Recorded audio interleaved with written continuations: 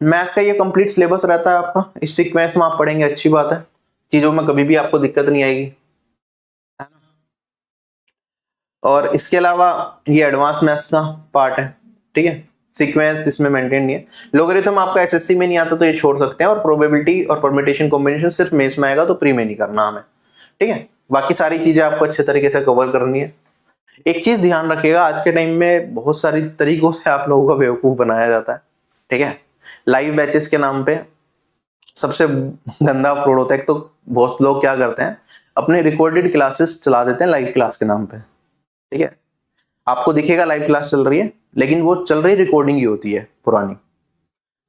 मैं भी कर सकता हूं, आप चाहें तो मुझे कोई सी भी मेरी 10 साल पुरानी वीडियो या 8 साल पुरानी वीडियो यूट्यूब की उठा के दे दो, मैं कल लाइव चला दूंगा उसे। आपको लगेगा सर लाइव पढ़ा रहे हैं, लेकिन वो लाइव होता नहीं है, ठीक है। तो एक तो इस तरीके की चीजें, जो बच्चे लाइव कोर्स से ही पढ़ना पसंद करते हैं, मैं उनके लिए बता रहा हूँ कि ऐसे भी आपके साथ किया जाता है। दूसरी चीज, एक और बड़ी दिक्कत होती है कि आप देखते होंगे टीचर्स एक साल में 10-10 बैच निकाल देते हैं, है ना, 10-10 लाइव कोर्स निकाल दिए। अब मैथ्स को अगर मेरे को डिटेल में पढ़ाना है भाई अच्छे तरीके से, तो मेरे 250 घंटे मिनिमम जाने, ठीक है, इससे कम में नहीं बनेगी बात। अगर डिटेल में पढ़ना है, क्विक वे में पढ़ना है, तो वो 150 घंटे में भी किया जा सकता है। जैसे मेंस के टाइम पे हम प्रैक्टिस बैच जो होता है वो 150 घंटे में भी खत्म हो जाता है। अगर हम बात करते हैं तो वो क्या करते हैं, बेसिकली एक चैप्टर कराया भाई, चलो स्टार्ट कर दिया किसी भी चैप्टर से। हमने मान लो उन्होंने परसेंटेज चैप्टर से स्टार्ट करा, ठीक है, परसेंटेज चैप्टर पढ़ा दिया, रेशियो चैप्टर पढ़ा दिया, उसके बाद कहेंगे भाई बेटा नया बैच आ रहा है, अब उसमें स्टार्ट कर देंगे पार्टनरशिप से। वो नया चैप्टर, नया बैच नहीं आया, वो पुराने वाला बैच चल रहा है, बट एकदम नए टॉपिक से उन्होंने कहा कि भाई ये अब पहली क्लास है इस बैच की। पुराने वाले बच्चे भी वही देख रहे हैं, उनके लिए वो 100वें नंबर की क्लास है, इस बैच वाले बच्चों के लिए वो पहले नंबर की क्लास है।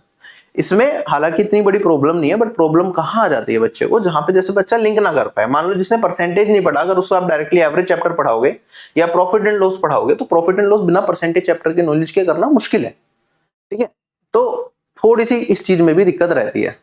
तो आप देखेंगे जो इतने इतने लाइव टेस्ट, भाई अगर आप घंटे का हिसाब निकालो ना, एक दिन में कितने घंटे पढ़ाना पड़ेगा, इतने बैचेस अगर लोगों के लाइव चल रहे हैं, तो आप देखोगे सर पकड़ लोगे कि 8-8 10 कम से कम 10 घंटे का एवरेज निकल रहा है। 10 घंटे कोई नहीं पढ़ा सकता भाई लाइव ऑनलाइन, ठीक है, हालत खराब हो जाती है। एक दिन की बात अलग है, अगर कंटिन्यूअसली पूरे साल तक आपको कहा जाए रोज 10 घंटे पढ़ाना है, डेट इज इम्पॉसिबल। उसके साथ साथ आज तो ऑनलाइन पढ़ाने के लिए आपको लेटेस्ट क्वेश्चंस अपडेट करना पड़ेगा, ठीक है, कोई आंसर के आ गए तो उसके बारे में बताना पड़ेगा, अपडेट्स भी देते हैं, सारी चीजें। सिर्फ पढ़ा थोड़ी ना आज के टाइम में टीचर, पढ़ाने का भी काम कर रहा है, एंटरटेनमेंट भी कर रहा है, सारी चीजें टीचर के हाथ में डली हुई हैं, ठीक है, किसी भी तरीके से बच्चा ना जाए। तो थोड़ा सा ध्यान रखिए अपना, रिकॉर्डेड क्लासेस अगर आपके पास है, क्योंकि उसमें सारी चीजें आपको एक साथ मिल जाती है, तो टाइम वेस्ट ना करते हुए उससे कर लीजिए कवर, ठीक है। लाइव क्लास में आपको वेट करना पड़ता है, अभी परसेंटेज चल रहा है, आपको करना है मेंशुरेशन, है ना, तो क्या आप 3 महीने वेट करेंगे उस क्लास आने का? टाइम वेस्ट वाली बात है ना वो। तो बी स्मार्ट, फालतू की चीजों में मत फंसिए, अपना ढंग से तैयारी करिए, ठीक है। तो अप्रोचेस क्या होंगे, जैसे बिगिनर लेवल पे हो गया कोई जिसकी अभी एग्जाम मॉक में 100 नंबर से कम आ रहे हैं, या फिर इंटरमीडिएट लेवल पे हो गया 100 से 140, और रिपीटर जो अच्छा 140 प्लस स्कोर कर रहा है, बढ़िया क्लोज टू सिलेक्शन है। बिगिनर का काम ही होगा पहले भाई क्लासेस कवर करो सबसे पहले तो, ठीक है।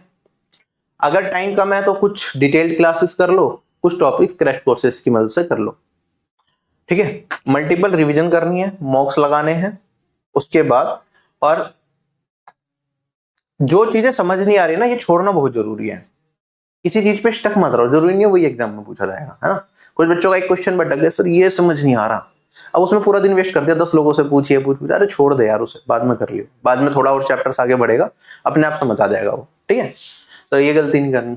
इंटरमीडिएट लेवल पे है तो भाई आपको सब कुछ करने की जरूरत नहीं है, पूरा टाइम वेस्ट मत करो कि भाई पूरे चैप्टर बिल्कुल बेसिक से हाई लेवल तक कर रहे हो।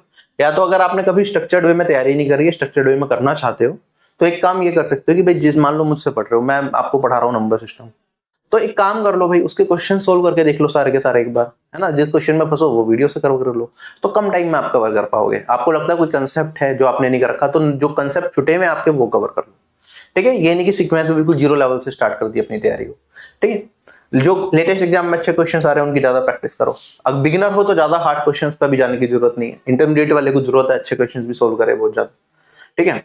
और जो रिपीटर है जिनकी तैयारी बहुत अच्छी है, भाई चैप्टर वाइज क्वेश्चंस की ज्यादा से ज्यादा प्रैक्टिस लगाओ, वैरायटी होनी चाहिए, अलग अलग टाइप के क्वेश्चंस होने चाहिए, लेटेस्ट एग्जाम के अच्छे क्वेश्चंस दो, मॉक्स वगैरह दो, और जो अच्छे लेवल की एग्जामिनेशन है जैसे एसएससी की आपने अच्छे से तैयारी कर ली और उसके बाद भी आप चाहते हो बढ़िया और क्वेश्चंस प्रैक्टिस करने हैं मेरे को मैथ्स के, तो यूपीएससी सीडीएस का लेवल थोड़ा अच्छा रहता है, वो देख लो। आज के टाइम में आईबीएसयू में भी अच्छे सवाल पूछते हैं, आप उसके भी सोल्व करके देख सकते हो। इनके बेस्ट क्वेश्चंस भी मेरे यूट्यूब चैनल पे आपको प्लेलिस्ट के फॉर्म में मिल जाएंगे, वो देख सकते हैं।